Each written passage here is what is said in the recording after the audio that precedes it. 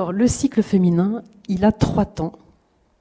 Une première partie qu'on appelle la période de latence, une deuxième partie qu'on appelle la période fertile, une troisième partie qu'on appelle la période post-ovulatoire. Alors là, je vous montre un cycle standard. Je ne passe pas en revue tous les cycles qu'on peut trouver irréguliers ou après un accouchement, après un arrêt de pilule, etc. C'est un cycle standard. Alors, je vous propose très rapidement de regarder ce qui se passe dans chacune des périodes. La période de latence, qui va du premier jour des règles au premier jour de la période fertile. Pendant cette période, eh bien, l'utérus, le col de l'utérus est fermé par un bouchon muqueux. Les spermatozoïdes ne peuvent pas passer. S'il y en a en 1 heure ou 2, ils sont tous morts. Ils ne survivent pas à cause de l'acidité vaginale. C'est une période qui est variable. C'est-à-dire que quand un cycle est long, cette période va être longue. Quand un cycle est court, cette période va être très courte. Elle peut même parfois être inexistante. Dès la fin des règles, il peut y avoir la période fertile qui démarre. Oui, il y a une petite hypophyse en haut, c'est pour bien montrer que tout part du cerveau finalement. Tout part de l'hypophyse et les ordres vont aux ovaires après.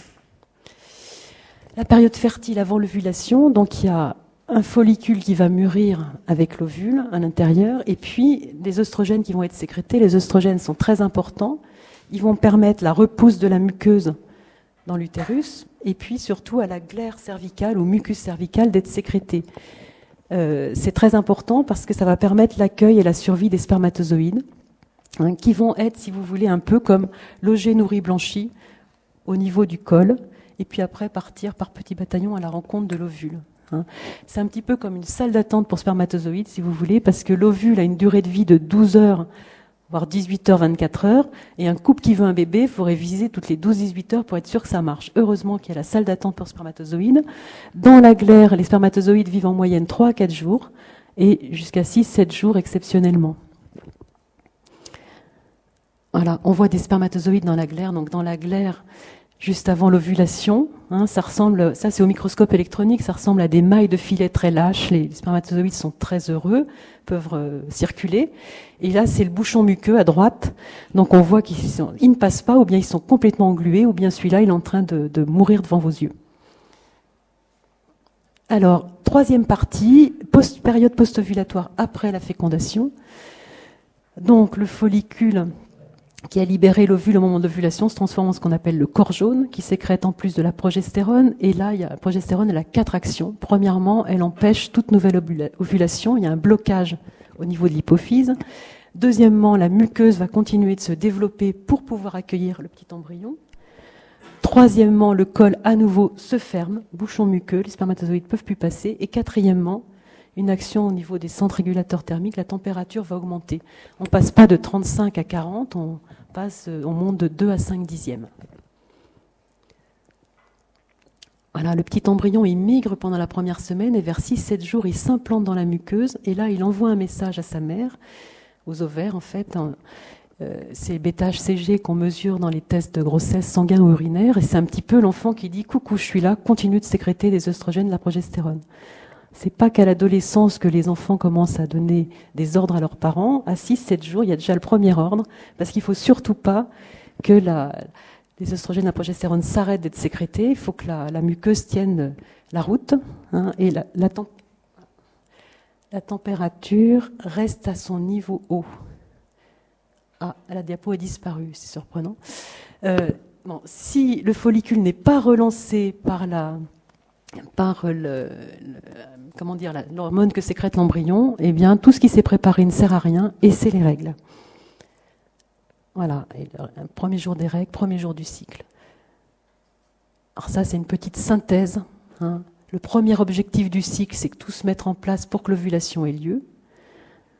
Et le deuxième objectif du cycle, c'est que tout se mette en place pour que le fruit de cette rencontre aille se loger confortablement dans l'utérus. Voilà. Dans un cas, le cycle dure 9 mois. Et dans l'autre cas, la deuxième période qui est fixe dure en moyenne 2 semaines, 16 jours maximum. Ça, c'est une autre manière de voir le cycle. Donc la phase de latence, la phase fertile, post-ovulatoire, on voit l'aspect de la glaire en dessous et la durée des périodes. Donc les méthodes d'auto-observation, c'est l'autre nom des méthodes naturelles. Eh bien, c'est apprendre à connaître avec rigueur l'entrée dans la période fertile et la sortie de la période fertile. Soit en connaissant le meilleur moment pour concevoir un enfant, soit en connaissant les moments où ce n'est pas possible de concevoir. Et pour cela, on entre vraiment dans le concret, il y a 3 signes de fertilité. Donc, en premier, j'en ai un petit peu parlé, le signe de la glaire cervicale. Donc, toute femme est capable, il y a eu des études montrant que toute femme était capable d'apprendre à repérer l'entrée et la sortie de la période fertile par le signe de la glaire. Sur plusieurs pays qui étaient sélectionnés, il y a eu plus de 95% des femmes qui en 3 cycles étaient capables de repérer. Donc voilà, on est toutes capables de repérer. La glaire, il y a 2 choses, il y a les sensations et il y a l'observation. On peut à la fois apprendre à sentir, et beaucoup de femmes en fait repèrent très bien quand elles se sentent sèches ou quand elles se sentent humides dans cette zone du corps qui est la vulve. Et puis on peut aussi la trouver, donc il y a quelques photos que je vous ai mises ici. Voilà, en fait, si vous voulez, pendant l'apprentissage, c'est quelque chose qui se met en place progressivement. Si vous voulez, c'est un petit peu comme une espèce d'intégration de sa fertilité, finalement de sa féminité, un apprivoisement de son corps. C'est vrai que moi là, je suis pas à me dire tiens, c'est telle heure, faut que j'observe ma glaire. C'est quelque chose qui est intégré, qui s'intègre petit à petit et qui, vous voyez, c'est pas un truc comme ça qui nous tombe dessus, et petit à petit, voilà, on vit avec. Alors c'est sûr que ça demande au départ d'apprendre à repérer plusieurs fois par jour comment je me sens, qu'est-ce que je trouve. Et ce seul signe de la glaire, c'est le signe qui est observé dans la méthode Billings, où on observe l'entrée de la période fertile par la glaire et la sortie de la période fertile par la glaire.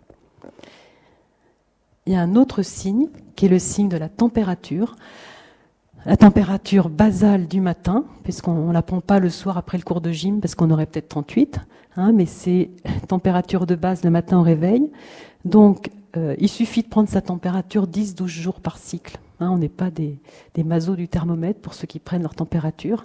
Il n'y a pas besoin d'apprendre plus. Et la température indique uniquement la sortie de la période fertile. La glaire indique l'entrée, peut indiquer la sortie, mais on peut aussi avoir l'indication de la sortie de la période fertile par la température, confirmée aussi par le fait que la glaire s'arrête. Et puis il y a un 3e signe dont je vous parle, qui est un signe d'appoint, le signe du col de l'utérus, qui varie aussi au cours du cycle. Donc c'est jamais un signe à part entière pour lui seul, c'est un signe qui peut aider quand les femmes ont peu de glaire par exemple, ou bien en préménopause dans certaines situations. Et pour chaque signe, voilà, dans l'apprentissage, on apprend à les observer, les noter, c'est important. Si je vous demande quel temps il faisait il y a 4 jours, je ne sais pas si vous vous rappelez quel temps il faisait, la mémoire pour les signes, c'est un peu la mémoire de la météo. Voilà, c'est important de noter. Et puis, interpréter. Voilà, alors quand on fait la méthode Billings, on peut noter, soit coller des gommettes, soit noter sur un tableau, et puis à la fois avec des couleurs, à la fois qu'est-ce qui se passe au niveau de la glaire, ce qu'on ressent, ce qu'on observe. Quand on fait la méthode symptothermique, il y a des tableaux différents. On note à la fois la glaire et la température. Et il y a un petit calcul tout simple pour connaître la sortie de la période fertile. Et puis on peut voir là la période infertile, la période fertile, la période infertile pour ce cycle-là. Alors j'en avais parlé la dernière fois. C'est très important qu'il y ait un apprentissage. L'important, c'est de ne pas faire du bricolage. Et donc l'apprentissage est très important. Alors c'est le petit moment de pub de la soirée. J'ai mis des adresses parce qu'on m'en a demandé, on m'a dit soyez concrets. Donc il y a un site auquel j'ai pas mal participé, donc que je connais bien, méthodenaturelle.fr, où en fait vous trouverez toutes les méthodes sont décrites. Alors essentiellement la méthode Duclerc, mais il y a un renvoi pour la méthode Billings. Et je vous ai mis les 2 adresses, actuellement 2 associations Billings qui proposent la méthode, donc que vous avez ici. Et puis ce que j'ai mis en bas à gauche, DAFRA, vous avez fini de prendre des notes? Voilà. DAFRA, c'est la fin de la pub. C'est un petit logiciel qui vient de sortir il n'y a pas longtemps. Donc on peut, sur son ordinateur, rentrer ses courbes et puis ça interprète les courbes, les tracés. Ça vous dit, vous êtes infertile là, vous êtes... Voilà.